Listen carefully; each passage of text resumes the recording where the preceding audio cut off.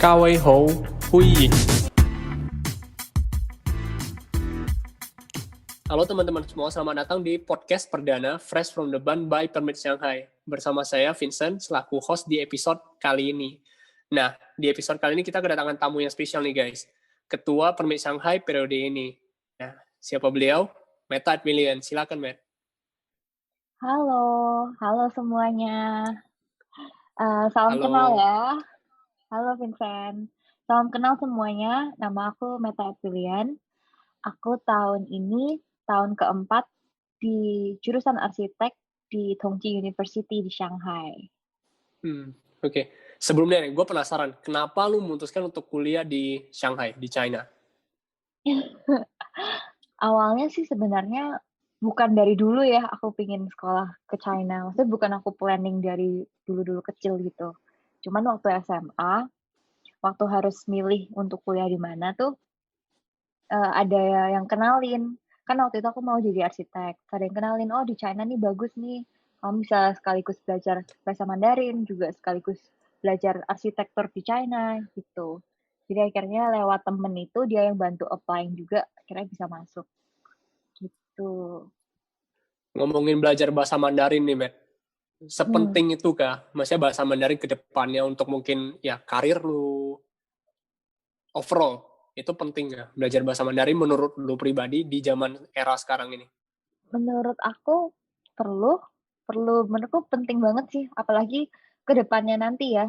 Ke depannya nanti kan bakal lebih menurutku lebih internasional ya. Semua orang juga, apalagi China semakin lama semakin berkembang.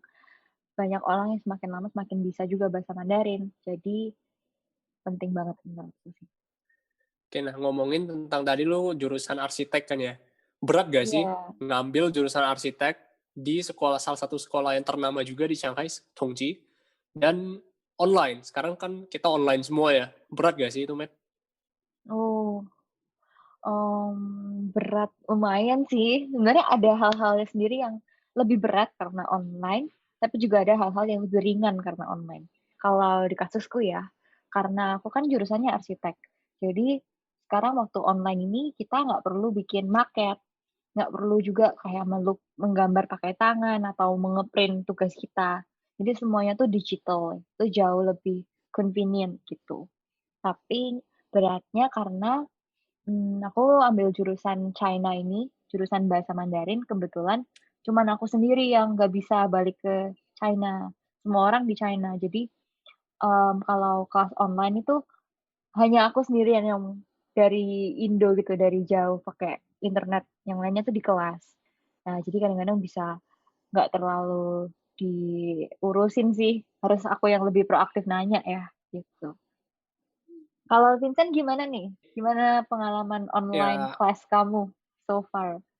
ya harusnya semuanya juga sama ya. Nggak se-efektif kalau misalnya kita juga langsung di kelas, belajar langsung, ketemu dengan teman, dengan guru yang langsung ngajar di depan kita. Tapi ya, menurut gue pribadi, kalau udah sampai kasusnya udah harus kelas online, itu semuanya itu tergantung ke masing-masing individu. Individu tersebut Mhm. mau emang pengen tahu lebih lanjut, misalnya pengen belajar lebih, bisa. Tapi kalau emang dianya individu tersebut mau males-malesan mulai itu ya bisa. Jadi bisa baik, bisa enggak, tergantung individunya masing-masing. Itu sih menurut gue ya. Ya bener. Gue punya satu pertanyaan nih yang gue mau nanya. Lu jurusan arsitek, nyesel nggak sih mutusin untuk sekolah di China? Ngambil arsitek, nyesel nggak? Wah, itu pertanyaan sulit loh. Aku tanya dulu deh, aku tanya balik deh sama Vincent. Vincent, kamu Oke, di China ngambil jurusan apa? International Business ya? Bisnis nggak sih? Itu nyesel bisnis nggak ya. sekarang? Oke, soalnya gue terus terang juga, gue bukan orang yang pinter banget sekolah. Mungkin di Hmm. akademis gue bukan yang paling baik deh. Dan gue emang dari dulu tuh gue pengen sekolah di China. Maksudnya gue pengen tahu lebih banyak culture China. Dan gue pengen belajar bahasa Chinese yang Mandarin. Bener banget yang lu bilang. Soalnya ke depannya gue juga percaya bahasa Mandarin itu bakal jadi bahasa internasional juga suatu hari nanti. Nah, makanya itu alasan gue untuk milih di China. Nah, masalah gue nyesel enggaknya itu, soalnya karena gue juga gak terlalu jago di akademis gue pribadi, makanya gue gak nyesel sih. Soalnya emang gue ngambil bisnis, dan emang akhirnya gue juga bakal berakhir di bisnis juga. Nah, jadi gue tahu jelas major yang memang mau gue ambil, dan ya gitu, nggak salah ambil. Kalau lu pribadi, Oh, Matt. Soalnya terus terang, kalau gue mm-mm. banyak banget teman-teman arsitek gue yang di China, Hmm. dan major arsitek tuh berat banget. Yang harus sampai bergadang tiap malam, banyak banget projectnya. Hmm. Kebanyakan dari mereka tuh ada yang menyesal ngomong ke gue, bahasanya kayak takutnya tuh nggak sanggup gitu. Nah, kalau dari lu Hmm. pribadi, sebagai konteksnya sebagai seorang anak internasional yang sekolah dan sekelas dengan anak Chinese, anak lokalnya, itu berat gak? Dan nyesel gak sih? Oh, sebenarnya ini jawabannya enggak, enggak iya. Jadi kalau buat background buat kalian ya, arsitek itu kalau di China itu 5 tahun. Jadi bukan kalau di Indo kan 4 tahun ya, kalau di China tuh 5 tahun, terus ditambah aku sempat ambil bahasa dulu 1 tahun. Jadi total itu 6 tahun. Udah kayak dokter kan kalau di Indo udah sarjana gelar dokter itu.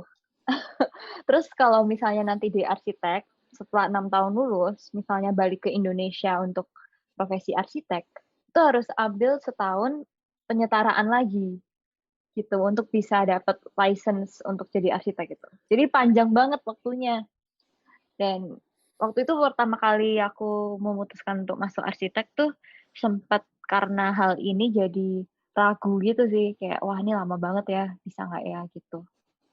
Tapi setelah aku lakuin dan sekarang udah tahun keempat ya di arsitek, um, sebenarnya yang aku dapetin tuh nggak cuman skill arsiteknya aja gitu. Memang sih skillnya tuh berat dan memang kalau in terms of architecture only ya, yang pelajaran arsitek doang tuh karena pakai bahasa Mandarin juga, jadi uh, tidak akan bisa menyerap seluruh informasi yang mereka offer ke kamu gitu. Karena ada kendala, menurutku sih ada kayak this language barrier gitu. Even if like seberapa bagus bahasa Mandarinnya kita tuh masih beda ya sama orang yang sudah memang dari kecil tumbuh di China kan.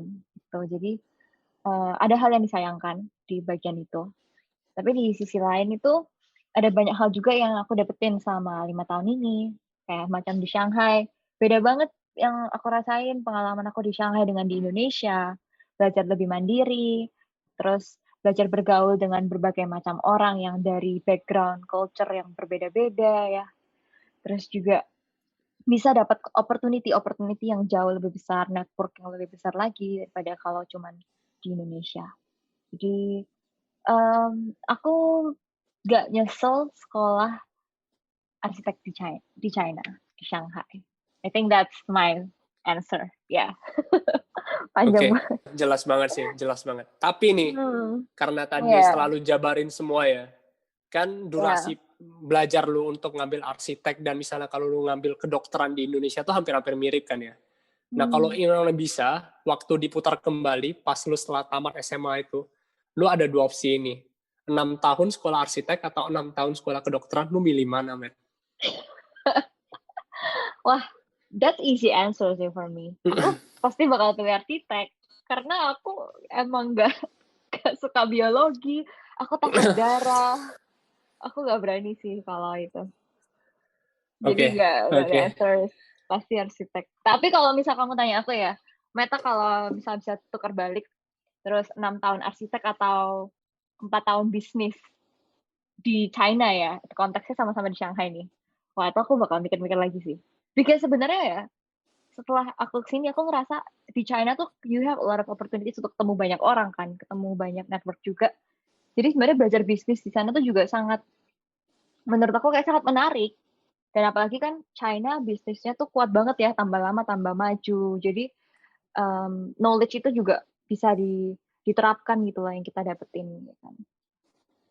Kalau Vincent, kamu Bener, ngerasa bener banget. gimana belajar belajar bisnis di China itu sesuai yang ekspektasimu atau gimana? Sesuai yang kamu harapkan nggak?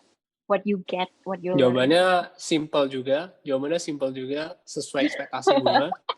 Dan iya, pastinya susah. Nggak segampang kalau misalnya kita studi atau kuliah di Indo. Tapi gimana pun itu, ada pepatah mengatakan kan, kalau emang kita belajar lebih kuat, lebih sengsara dulu, ntar pas kita petik hasilnya itu akan jadi lebih manis hasilnya. Dan sama juga di Iya. China, ya kalau emang kita work harder, nanti pas kita metik hasilnya nanti juga harusnya bisa terasa lebih manis hasilnya gitu loh. Ya, Amin, amin. iya, siap. Oke nih, nah kan kita dengan status lu ya, Matt, menyandang status Ketua Permit Shanghai periode ini. Nah, sebenarnya gue Hmm. pengen tahu, apa sih itu Permit Shanghai, Matt? Oh, buat jelasin ke teman-teman ya. Mungkin dari teman-teman Iya, yang boleh. belum terlalu tahu apa itu Permit Shanghai. Permit Shanghai itu kepanjangan dari Perhimpunan Mahasiswa Indonesia di Shanghai. Jadi kita adalah satu komunitas, satu organisasi yang di Shanghai yang intinya tuh mendukung lah segala kegiatan kalian mahasiswa-mahasiswa Indonesia. Kita bantu mereka juga, lalu memastikan aja kalau semuanya di situ baik-baik, semua lancar berkembang gitu. Jadi kita biasanya juga bikin-bikin event, saling ajak bertemu gitu ya. Banyak sih kegiatan yang kita lakuin gitu. Tapi ya Berarti intinya dengan sebagai wadah lah, wadah oke. mahasiswa Indonesia yang ada di Shanghai gitu. Oke, secara tidak langsung nih, gue mau nanya, kalau misalnya emang gue ada rencana mau ke Shanghai nih, gue gak kenal siapapun, gue gak ada temen di Hmm, sana, gue gak ada background, gue gak punya saudara di sana. Nah, gue ya approach ke Permit Shanghai, itu bisa gak sih? bisa dong, bisa banget. Bahkan banyak yang Walaupun, sudah lakuin itu juga. Walaupun oke, apa? walaupun bukan, misalnya statusnya itu bukan sebagai calon pelajar, dan gue hanya ke sana untuk traveling doang, contoh traveling atau mungkin ada urusan bisnis. Bisa nggak kalau misalnya saya itu approach-nya ke Permit Shanghai? Oh, kamu berarti approach ke Permen Shanghai untuk apa nih? Untuk Ya maksudnya mungkin ya ditemenin? kalau misalnya, iya kalau misalnya sebagai travelers, gue mestinya kan kalau Hmm, approach misalnya tuh kayak mungkin, oh gue nggak gitu familiar nih dengan Shanghai. Kan soalnya udah serba digital ya di Shanghai ya, di China hmm, terutama. hmm. Udah pembayarannya udah online semua. Terus kan pastinya kalau buat teman-teman yang belum bisa bahasa Mandarin, harusnya bakal jadi masalah juga soalnya kebanyakan itu bakal menggunakan bahasa Mandarin untuk ya berinteraksi dengan orang lokal di sana. Nah, kalau Ya. emang gue approach, bisa gue sebagai statusnya sebagai traveler, gue approach ke permisangan itu bisa nggak bisa dibantu oleh pihak permisangan sendiri gitu loh. Kita kita sangat welcome buat siapapun yang memang mau tanya-tanya ke kita. Tapi khusus untuk kasus yang itu ya, ya itu kita memang kebanyakan itu membantu masalah mahasiswa sih, masa pelajar. Tuh, misal mengkoneksikan mereka dengan komunitas-komunitas yang ada di Shanghai ataupun senior-senior yang sudah sekolah di sekolah itu gitu. Tapi kalau misalnya ada yang memang mau tanya tentang traveling atau apa, kita juga punya banyak informasi, kita juga punya banyak teman-teman nih yang mereka bisa kasih lebih banyak lagi info atau service gitu. Jadi memang di Shanghai memang ada beberapa yang jasa service gitu sih yang membantu meng-planning-kan semua itinerary kalian selama di Shanghai, nemenin juga bisa, ya kan, jadi tour guide nih intinya, itu ada, kita bisa kenalin. Jadi langsung tanya aja ke kita, nggak apa-apa. Ya, berarti untuk konklusinya itu apapun deh, misalnya lu mau traveling ke Shanghai, mau mungkin ada Mhm, plan mau studi di Shanghai pun itu, ada pertanyaan apapun tentang Shanghai ya bisa ya ke Permis Shanghai langsung. kita bisa kalaupun bukan di ranah yang kita expertise kita bisa bantu kenalin ke, teman-teman atau orang-orang di Shanghai yang bisa tahu atau lebih expert gitu. Mhm. Jelas. Oke nih, nah kita udah ngomongin Permis Shanghai ya, gambaran garis besar Permis Shanghai udah kita ngomongin. Nah sekarang gue mau nanya pribadi ke lu, kenapa lu memutuskan untuk jadi ketua Permis Shanghai? Nah ini dia. Uh, Langsung nih, kenapa mesti gitu. Jadi, sebenarnya ceritanya tuh kalau diceritain lumayan panjang, karena sebenarnya aku tuh di Shanghai sendiri kan juga udah lumayan lama. Dan di Permit Shanghai ini tuh sebenarnya periodenya udah yang ketiga. Jadi awal masuk itu 2017, ya kan, terus 2019, sekarang ini 2020, 2021 gitu. Kalau ultimately kenapa mau jadi ketua Permit Shanghai karena mungkin udah cheesy sih, it's so cheesy to say, tapi kayak udah ada rasa sayang lah sama Permit. Ya, aku udah di sini 2 tahun ya kan, ngerasa kayak, "Oh aku bisa nih untuk mau ngembangin lagi, mau apa ya, mau do more buat Permai Shanghai dan buat wadah komunitas ini sih. I think that's it. Terus juga, mmm, banyak teman-temanku juga yang ikut Permai Shanghai ya kan, dan itu juga salah satu yang bikin aku kayak, "Oke, let's do this together," gitu. Oke. Kalau emang sampai lu ada ngerasa kekeluargaannya nih di permisai, nah Mhm. apa aja Ada sih dong benefit ada selama dong ya rasa makanya apa kekeluargaan. aja benefit selama lu jadi permi Shanghai? Maksudnya selama lu mulai dari tahun 2017 itu mungkin jadi anggota, Mmm, 2019 mungkin jabatannya lebih penting lagi sampai 2020 ini jabatannya sebagai ketua. Nah, apa-apa aja benefit kalau misalnya emang lu join permi Shanghai? benefit, aku rasa benefit tiap orang tuh berbeda-beda. Ya, karena setiap orang alasan mereka untuk ikut permit Shanghai atau permit organisasi itu juga berbeda-beda kan. Ada yang mungkin mau belajar skill baru, ada yang mau bertemu teman baru, ada yang mau atau keluar aja ya kan aktif gitu kegiatan, ya kan. Jadi kalau Belajar untuk aku berorganisasi. belajar berorganisasi. Kalau untuk aku personally benefit yang aku dapetin itu wah, banyak sih. Aku dari sana 3 tahun, banyak banget. Mulai dari komunitas, definitely. Teman-teman yang sekarang jadi teman deket aku di Shanghai, itu semua kenalnya awal dari Permai Shanghai juga, gitu. Terus jadi lebih tahu hal-hal di luar sekolah juga, karena aku jurusannya kan arsitek ya. Arsitek itu tuh yang dipelajari tuh very certain, kayak jelas gitu dan apa ya, suatu ilmu atau skill yang lumayan khusus ya, spesifik kan. Tapi ketika aku di Permai Shanghai itu belajarnya lebih general, kayak how to manage your team, ya kan, how to manage your time, terus gimana cara bikin event yang bagus dan sukses, cara bikin proposal, ya kan, cara berkomunikasi juga dengan orang-orang luar. Dan itu tuh menurutku skill yang aku nggak bisa dapetin kalau aku cuman sekolah aja, gitu. Banyak sih. Kalau Vincent nih, aku penasaran, aku ganti balik.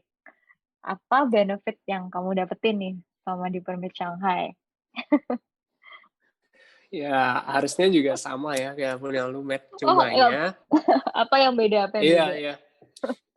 Sama juga maksudnya gue banyak temen dan sekarang ini Mhm. jadi temen deket gue juga. Nah, itu semua tuh berasal dari permisaan Shanghai juga. Nah, kenapa? Karena di permisaan itu gue banyak banget kesempatan untuk improve gue sendiri. Gue banyak ngadain event-event gede, skalanya gede itu bukan hanya untuk anak-anak mahasiswa Indonesia doang, tapi untuk anak-anak mahasiswa internasional juga. Dan banyak Mmm, juga, kayak banyak banget deh, banyak banget event gede dan kita permisangan itu sebagai panitianya. Nah, jadi secara tidak langsung itu kita banyak bekerja sama tim di dalam permisangan itu secara tidak langsung udah ada rasa kekeluargaannya gitu loh, men. Nah, dari eventnya iya. selesai pun itu kita masih banyak berkomunikasi lagi. Nah, jadi dari permisangan, dari tim permisangan itu bisa sampai terus menerus berteman terus sampai sekarang. Mmm, Jadi banyak banget kayak teman-teman gue dari periode lalu di permisangan periode lalu sampai sekarang ini masih teman baik gitu loh. Sering nanyain mhm, kabar, sering sharing. Nah, ini nggak iya. pernah gue pikirin selama ini, nggak pernah kepikiran sama sekali. Soalnya dulu itu pas gue baru sampai Shanghai, yang ada di Mhm. mindset gue tuh ya udah gue harus banyak berteman dengan teman kampus, teman Indonesia di kampus, mungkin banyak berteman dengan teman-teman di luar, mungkin teman internasional juga, teman Chinese. Dan dari pengalaman gue pribadi, kalau emang disuruh pilih ya, 3 tipe teman dari teman Permi Shanghai sendiri, teman Indonesia yang di kampus, dan teman luar, gue bisa lebih milih teman di Permi Shanghai sih. Kenapa? Soalnya kita kerjanya Weh, bareng. Kita melalui suka dukanya bareng. Semuanya bareng. Kita kerja bareng, kita have fun bareng, kita through hard time-nya tuh bareng semua. Jadi dapat memorinya dapat, kenangannya dapat, dan mmm, dapat semua gitu loh. iya bener Oke. sih. Nah, gue mau nanya nih, Matt. Setelah yang tadi gue dengar, selama gue ngobrol sama lu ini, Matt, kan lu jurusannya arsitek ya, dan harus berat. Dan dari yang lu ngomongin tadi tuh emang berat kan. Nah, lu itu selama major arsitek lu 3 kali periode di Permi Shanghai. Nah, Mmm, gimana sih cara manajemen waktu dengan tugas-tugas di kuliah dan bagaimana cara memanage waktu di Permi Shanghai gitu. Dan emang ini memang masalah yang paling susah, time management sebagai mahasiswa kan, mahasiswa atau mahasiswi. Lu harus di satu sisi harus ngelesain tugas di kampus, satu sisi harus ada tanggung jawab di Permi Shanghai juga. Nah, gimana cara time managementnya nih, Met? oh. Time management, iya bener. Kalau aku jujur aja sih ya, kalau aku sih nggak sampai expert banget. It's not like I got it figured out. Ada juga hari-hari di mana aku yang begadang sampai subuh-subuh karena harus selesaiin tugas, ya kan. Terus kadang juga permit Shanghai, kita kalau ngobrol tuh ya, kadang-kadang tuh kita kalau ngobrol tuh bisa sampai subuh juga loh dari dari acara kebersamaan bareng, gitu kan. Tapi,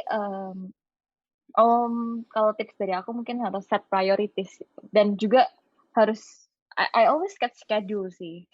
Jadi make sure kalau, oh memang semuanya udah dijadwalin, emang aku masih cukup nggak ya waktu untuk nyelesain yang ini gitu, mana yang lebih priorities, mana yang harus dikerjakan duluan, kayak gitu. Menurut aku sih gini, as long as you want something and you really want it, dan kamu try your hard, pasti bisa lah. There's always time. Cuman how you set your priorities aja sih yang penting, gitu. Oke. Oke. Dan juga nih, gue juga sering ngobrol sama teman-teman yang sekolah di Shanghai ya. Nah, ada yang Mmm, ngomongnya gini, kalau mereka tuh gak bisa ngebaharin waktu untuk sekolah, permit, dan untuk traveling. Nah, soalnya kan mereka juga ibaratnya merantau ya ke China, ke Shanghai lebih spesifiknya. Shanghai itu salah satu kota yang ibaratnya kota metropolitan yang super canggih, super maju. Nah, mmm, mereka tuh khawatirnya mereka itu kalau mereka harus join Permit Shanghai dan harus ngurusin tugas-tugas di kuliahnya itu mereka nggak ada waktu untuk traveling. Nah, oh, nah ini kan kembali lagi pertanyaan ke lu, Matt. Selama lu menjabat di Permit dan selama ya ada banyak banget tugas-tugas di kampus, lu masih sempat kan untuk traveling di sekitar Shanghai? Gitu loh. di sekitar Shanghai sempat sempat dong. Soalnya, ya itu balik lagi sih kayak how to manage your time ya. Aku keinget juga, satu tips juga yaitu we can do always kayak multitasking gitu. Jadi misal permit Shanghai, tapi kamu pengen jalan-jalan ke sini. Ya udah ajak aja teman-teman permit Shanghai-mu buat jalan bareng ke tempat ini, ya kan. Kamu bisa sambil ngobrolin, sambil diskusiin tentang your ideas or something rapat gitu, tapi juga bisa sambil ngunjungin tempat itu gitu. And kamu juga ada temennya sekarang, ada temen yang nemenin, ya nggak sih? Kayak gitu. Kalau, Hmm. masalah tugas, karena sebenarnya I gotta be honest, tahun pertama aku ikut kan 2016 ya, 2017 ya tahun pertama permit itu. Itu aku sempat ada gap year dulu, sebelum akhirnya lanjut permit Shanghai dulu. Jadi waktu 2017 itu aku tahun pertama arsitek ikut, itu memang tugasnya banyak banget Sen, itu bener-bener merasa worn out sama tugas, karena aku juga masuk ke permit Shanghai kan, mmm, bagian tim desain ya. Tim desain tuh yang ngedesainin, poster poster-poster, terus kalau ada event, all of design related gitu, social media, konten, dan lain-lain. Jadi kalau lagi deadline, itu bener-bener bisa nggak tidur cuman untuk ngerjain semuanya. Akhirnya kayak merasa, "Udah deh cukup, nggak mau lagi permit Shanghai," karena udah tahu ya, udah pernah ngerasain setahun itu, udah cukup gitu kan. Tapi ternyata karena setahun itu aku gap year, dan aku kan pertama mikirnya aku mau fokus sama sekolah aja deh, mau fokus sama having fun juga sama teman-teman internasional aku, karena dulu kan nggak ada waktu. Ternyata aku malah merasa at the end setelah dari setahun itu aku malah merasa jadi nggak berkembang, nggak bertumbuh gitu loh. Karena kalau ketemu sama temen ngobrol itu it's fun, but you don't learn something yang kayak gimana yang bisa berkembang, like you don't learn new skills gitu. Tapi kalau misalnya aku permit Shanghai itu kamu nggak cuman bisa dapet temen, I got new friends from it, but I also learn, productive, positive things dari mereka juga, karena kita sama-sama bikin event. Jadi, aku malah merasa ikut organisasi itu kayak, mmm, dap kayak kayak multitasking gitu loh. Kamu dapetin, sosialmu juga ada jalan, dan juga kayak organisasi kamu, your like other skills juga dapet, gitu. Jadi lebih lebih bagus malah. Oke, berarti intinya itu kembali ke individu masing-masing bagaimana cara mereka multitasking ya, bagaimana cara mereka manage time mereka sendiri. Mhm, Iya, iya. iya, oke. Nah, Meta, gue mau nanya, kenapa Shanghai gitu loh. Kenapa nggak kota-kota lain di China? Kenapa Shanghai? Mmm, karena karena aku dikenalin sama temennya ke Shanghai. Dia yang bantuin aku sih sebenarnya, dia yang ngajarin, dia yang ngajak yang bantu daftarin juga. Terus setelah aku sampai ke Shanghai, I love the city. Meskipun dibandingin sama kota-kota lain kan aku juga sempat jalan kota-kota lain ya, tapi Shanghai itu beda, kayak kayak nggak kayak di China gitu, ya kan. Terus juga Hmm. the architecture is very pretty, bangunannya bagus-bagus, terus a lot of things going on. Selalu aja ada hal baru gitu di Shanghai. So, aku suka sih. Kalau Vincent kenapa? Kamu gimana? Belum cerita nih? Eh, Sama juga, karena sebelum gua memutuskan untuk sekolah di Shanghai itu gue sempat ke beberapa kota di China. Dan terakhir pas gua ke Shanghai itu kotanya kayak beda aja. Nggak berasa di Mmm, China bener. Majunya, tertibnya, kebersihannya, orang-orangnya, itu kayak bukan China. Nah, itu juga alasan kenapa gue memutuskan untuk sekolah di Shanghai. Gitu. Nah, gue pertanyaan lagi ke lu nih. So far selama kehidupan lu di Shanghai, kehidupan ya mahasiswi lu di Shanghai, lu have fun nggak? Ibaratnya kan pasti ya kota besar banyak banget kayak hiburannya juga. Ibaratnya ya lu ini mau have ngapain fun pun ada di sana. Ya have fun oh, apapun. iya. Ibaratnya ya lu enjoy lu sendiri nggak selama lu sekolah di Shanghai? Iya iya, pasti dong pasti dong. Aduh kangen banget sih kalau kamu tanyain aku have fun nggak. Of course, there's like Shanghai itu serba praktis dan serba, apa ya, serba aman juga loh, ya kan? Jadi kayak kamu mau ke mana itu cepet ada MRT station, subway, TT yang buka terus sampai malam, terus juga ada sekarang bisa WiMi ya kan, apa segala macam, super convenient. So, Titi itu apaan, anything. Matt? Bentar, TT tadi lu ngomongin Titi. Titi itu apaan? TT itu, kalau di Indonesia tuh kayak Grab ya, kayak Grab car gitu. Jadi you can just call Hmm. terus dia bisa datang gitu, ada aplikasinya juga, macam itu. Dan yang buat aku seneng juga di Shanghai, have fun-nya orang-orang kan beda-beda ya. Mungkin ada orang yang mereka have fun dengan cara kayak kuliner, pergi ke all of this kayak cafe and restoran gitu. Ada yang have fun-nya dengan olahraga, ada yang have fun-nya dengan nonton, dan lain-lain gitu. Dan Shanghai itu tuh kayak a mix of all that gitu. All kind of fun, kamu bisa ketemu di Shanghai. Mulai dari yang super international, yang international banget, sampai yang super Chinese, itu semua ada. So it's fun, Oke. pasti Okay. dong. Tadi kan lu sempat ngomongin tentang keamanan juga ya. Lu bahasanya lu beri statement bahwasanya Shanghai itu aman. Nah, Ya. bisa mungkin dijelasin lebih detail lagi nggak, Matt? Seaman apa di Shanghai? Soalnya banyak juga worried dari teman-teman kalau misalnya mereka mau lanjutkan studinya ke China itu kayak banyak banget mindset mereka bahwasanya kayak, oh kayaknya di Shanghai itu kurang aman, apalagi untuk wanita. Itu Iya kayaknya iya. kurang aman di Shanghai. Soalnya mereka mungkin orangnya cenderung ke kasar.